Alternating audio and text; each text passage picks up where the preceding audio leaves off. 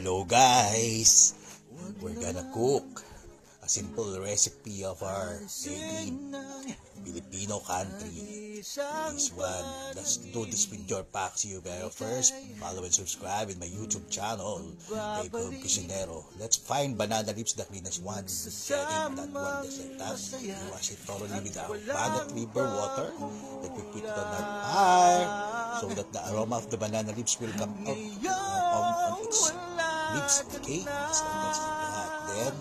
Then we put it in the bottom of the pan, over, under, just like that. Then we put oil, then garlic, ginger, and onions, pepper, and MSG. Then we watch our vegetable, our okra, our eggplant, and our green chilies, just like that. Then put it also in the bottom of the pot. Then you wash your tilapia with the Bagat water again, just like that. Okay, then put it in a proper way, a beautiful way. Anything you want, okay? Then put 1/4 cup of fish sauce, 1/8 cup of vinegar, or 1/2 cup of vinegar. I just then some fire, and it's done. It's cooked. Taste to believe. Just like that. That's easy.